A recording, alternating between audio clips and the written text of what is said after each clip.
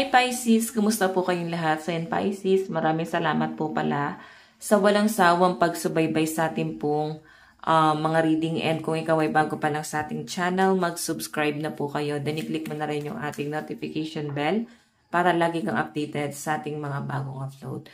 So yun guys, sa mga interesado naman sa ating private reading, nasa description box below, yung link ng Facebook ko, yan yung message nyo na lang ako. Okay? So, ayan. By the way, ayan, mas maganda pa rin na alam nyo inyong Sun, Moon, Rising, and Venus sign para sa iba pang guidance. Or baka mas makarelate ka sa iba mo pang zodiac sign. So, tignan natin guys, ganap sa inyo ngayong May 2025, no? Pisces, Sun, Moon, Rising, and Venus sign. Ganap sa inyo ngayong May.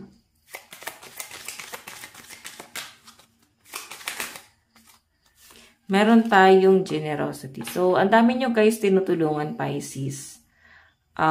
Nakikita ko na parang ang dami mo rin guys ginagawa. Bukod sa marami ka ng tinutulungan, financial, maski parang may mga charity pa dito. Hindi pong kawang gawa, then parang hindi ka naman sumasahod. Parang ganon. Parang charity, tulong nga talaga yung nangyayari dyan. So, nakikita ko ang daming umaasa sa mga Pisces ngayon. Kaya parang hindi ka pwedeng sumuko. Kasi madami kang alam mo yan, madaming umaasa sa inyo. And, ito yung nakikita ko sa mga Pisces na medyo nagiging emotional ka. Okay, magiging emotional ka kasi, I think, iniisip mo kasi na parang tingin nila malakas ka habang buhay, may kaya mo, no? Pero hindi nila guys alam, napapagod ka rin, nauubos ka din. Ganon. Tingnan natin Pisces, Sun, Moon, Rising, and Venus sign. Pisces. Meron tayong achievement. So, alam nyo guys, marami ka pang pangarap na gusto mo pang ma-achieve. Alam mo yon, kakauna mo sa ibang tao, hindi mo nagagawa yung gusto mo. Ganon, hindi mo nabibili yung gusto mo kasi mas inuuna mo yung mga responsibilidad, no? Kung makikita mo, madami ka pang ambisyon, marami ka pang gustong marating, pero nahihirapan ka guys, maabot yung pangarap na yon. Okay? Kasi nga, inuuna mo muna yung ibang tao, marami kang sinacrifice, pwedeng career mo, mas pinili mo na ganito. Ganon yung nakikita ko, mas pinili mong nandito ka lang para makausad yung iba. Puro sacrifice yung nakikita ko sa mga Pisces dito. Okay? So, I think yung iba sa inyo, habang nagkakaedad, naiisip mo na dito na parang makakapagpundar pa kaya ako, makakaipon pa kaya ako, magkakaroon kaya ako ng stability. So, posible kasi Pisces na nahihirapan ka makuha yung stability na yan. Oo. Tignan natin Pisces, Sun, Moon, Rising, and Venus sign. So, meron tayong The Magician, Creation. Okay, so nakikita ko sa mga Pisces. Okay, so may mga bagay na parang hindi mo na guys makontrol. Okay, kasi ito guys, The Magician, busy to eh.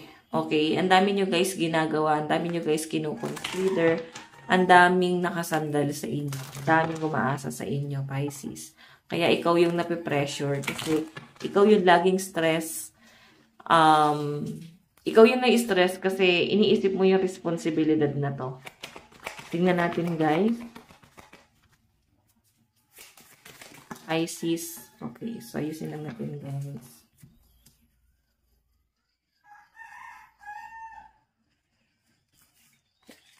Okay. So ayan guys, meron tayong lightning. Parang ang dami nyo guys marirealize ngayong May. Oo. Ang dami nyo nagiging realization na parang, teka, parang puro na lang kayo yung inuuna ko. Dapat ako naman. So, ganun eh. May isip mo kasi dito, Pisces, na mag-focus na talaga sa, alam mo yun? Mag-focus na talaga sa hanap buhay. Mag-focus na talaga guys sa stability. So, parang late mo siya guys marirealize, no? Sa haba ng panahon, ngayon, as in ngayon mo lang siya guys marirealize. Okay? Alam mo yung mga sacrifice na ginawa mo para lang sa ibang tao.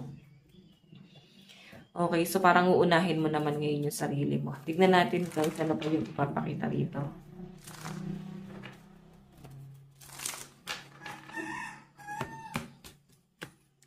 Okay, so Pisces, Sun, Moon, Rising, and Venus sign.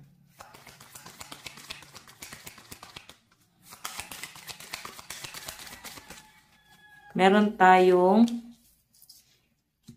3 of Wands. 3 of Wands.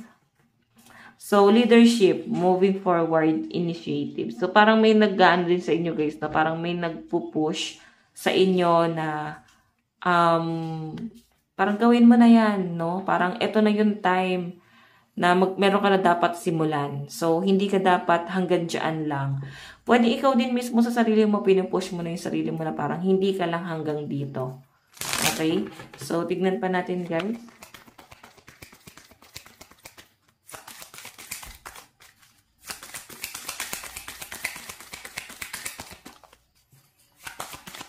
Pisces.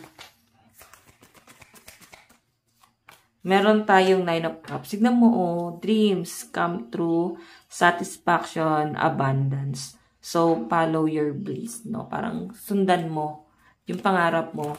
So, walang mangyayari kasi, guys, kung pwede kasi ikaw tong umaasa, no? Hindi mo na hinayaan yung sarili mo na mag-improve kasi pwedeng masyado ka nang dumepende. Pwede nyo, guys, i-reverse, no? Kasi kung, ayan, mas malakas kasi yung energy rito, Pisces, na parang ikaw na lang yung parang, alam mo yun, ikaw yung,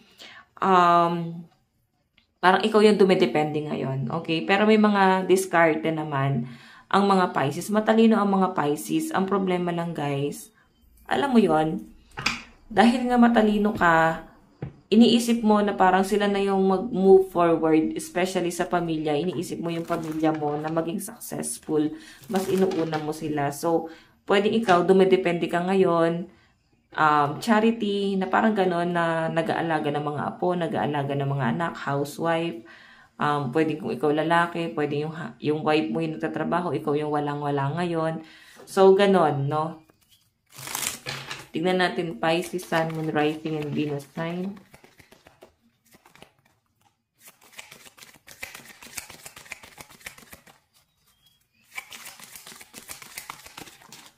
Okay.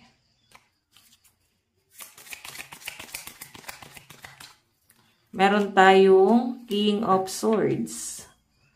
So, Pisces ang nakikita ko dito. King of Swords kasi is intelligent, head over heart, logical. So, yan. Kailangan pagganahin mo yung isip mo. Maging matalino ka, mas maging madiskarte ka pa. So, dapat guys, pag gumana yung isip mo, kailangan gumana din yung katawan mo. No, wag lang guys, puro isip. Mas mapipressure ka, mas mag-overthink ka, mas lalong wala kang gagawin. Kung puro lang guys pag-overthink, tapos wala ka naman guys, hakbang na gagawin. Okay? So, tignan natin. Kasi ang mas malinaw na nakikita ko rin dito, yung iba sa inyo, ang dami niyong tinutulungan, yung tipong hindi ka pa nga nakakabuo ng foundation, no? Tumutulong ka na masyado sa ibang tao. Ganon. Hayaan mo na guys na maging stable ka bago ka guys tumulong sa ibang tao. Mag-build ka muna ng foundation mo. Yung tipong matibay na pundasyon, no? Hindi yung parang hindi pa guys buo. Ang dami nyo na guys gustong gawin, ang dami nyo na gustong tulungan. Ganun eh. Tignan natin guys ang inyong advice. Meron tayong wise leader, you are a beacon for others. So yun guys, ito lang po ang inyong monthly reading. Again, maraming salamat. God bless and love you all. Bye-bye.